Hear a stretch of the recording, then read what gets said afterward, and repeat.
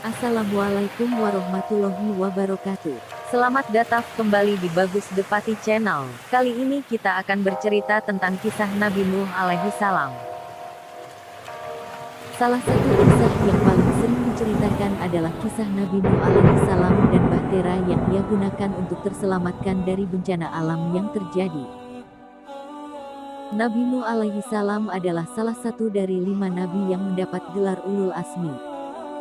Ini berarti Nabi Nuh alaihi salam termasuk dalam nabi dan rasul pilihan Allah Subhanahu wa Ta'ala karena ketabahan dan keteguhan hatinya yang luar biasa. Bahkan Nabi Nuh alaihi salam telah berdakwah selama 950 tahun untuk mengenalkan agama Allah. Nabi Nuh juga dikaruniai oleh Allah beberapa sifat yang patut dimiliki oleh seorang nabi, yakni fasih dan tegas dalam kata-katanya.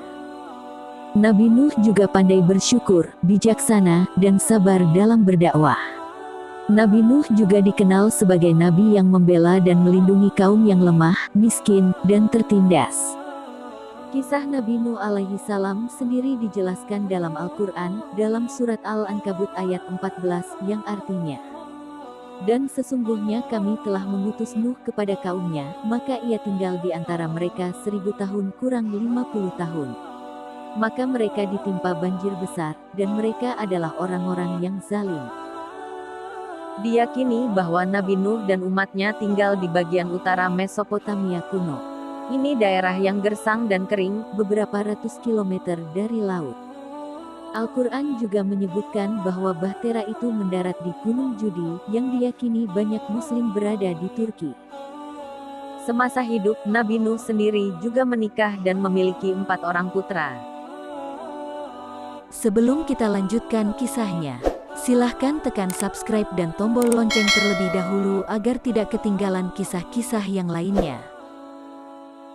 Di dalam kisah Nabi Nuh alaihi salam, ia diutus oleh Allah Subhanahu wa Ta'ala untuk menyerukan tauhid kepada Bani Rasib, yang pada saat itu dikisahkan telah terjerumus ke dalam kesyirikan.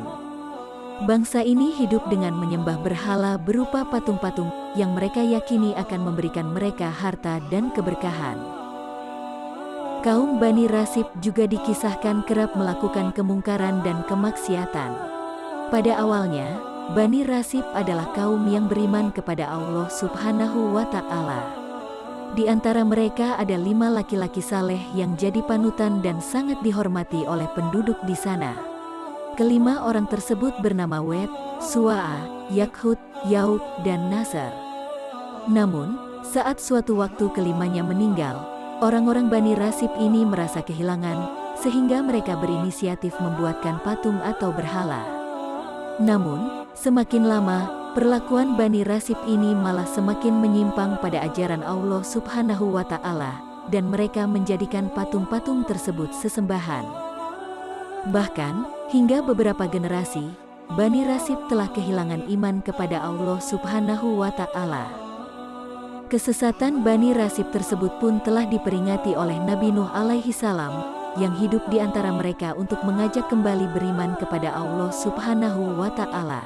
Namun, ajakan Nabi Nuh alaihi salam tidak membuahkan hasil dan hanya sedikit pengikut Nabi Nuh alaihi salam pada saat itu. Bahkan Bani Rasib malah semakin tenggelam pada kesesatan dan kesombongan.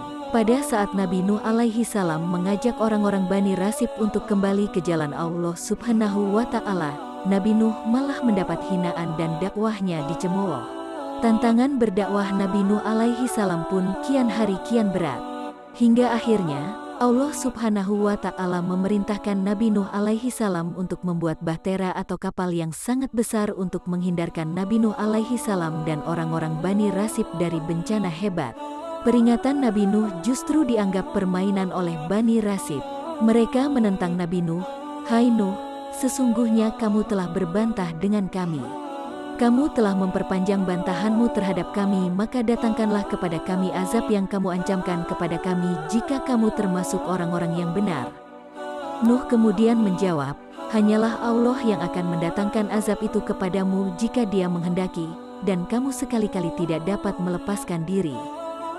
Usai menerima perintah Allah untuk membuat sebuah kapal, Nabi Nuh kemudian mengumpulkan para pengikutnya dan mereka mulai membuat kapal. Namun, apa yang dilakukan oleh Nabi Nuh dan pengikutnya ternyata malah menjadi bahan ejekan dan cemoohan. Nabi Nuh berkata kepada mereka yang mencemoohnya, "Jika sekarang kalian mengejekku dan orang-orang yang bersamaku, sebentar lagi kami akan mengejek kalian karena aku tahu siksaan dan kebinasaan yang bakal menimpa kalian sehingga kalian tahu siapa yang akan ditimpa siksaan yang menghinakan di dunia, seperti siksaan yang kekal akan menimpa di akhirat."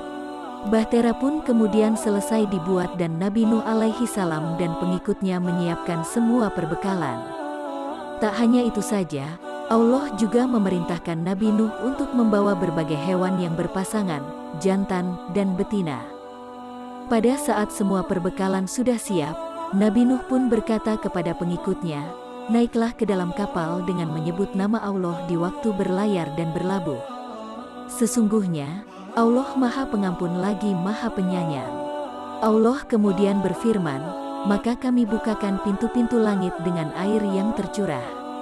Kami jadikan bumi memancarkan beberapa mata air, lalu bertemulah air-air itu untuk suatu urusan yang sungguh telah ditetapkan." Tak lama, hujan pun turun selama 40 hari 40 malam yang kemudian membuat bencana banjir besar melanda seluruh kota dan desa. Akibat bencana ini, jeritan dan tangisan manusia terdengar di mana-mana. Karena meluapnya air, mereka kemudian panik karena kemanapun mereka berlari, air mengejar dan menenggelamkan mereka. Pada saat itu, tak ada tempat berlindung dari banjir yang dahsyat itu, kecuali kapal Nabi Nuh yang telah terisi penuh orang mukmin dan pasangan makhluk yang diselamatkan oleh Nabi Nuh atas perintah Allah. Bani Rasib pun benar-benar telah hancur tersapu banjir yang maha dahsyat tersebut. Namun, pada saat bencana besar ini, Nabi Nuh juga kehilangan anaknya yang bernama Kanan. Anaknya tersebut bahkan telah ia perintahkan untuk segera menaiki kapal bersama kerabat dan pengikutnya.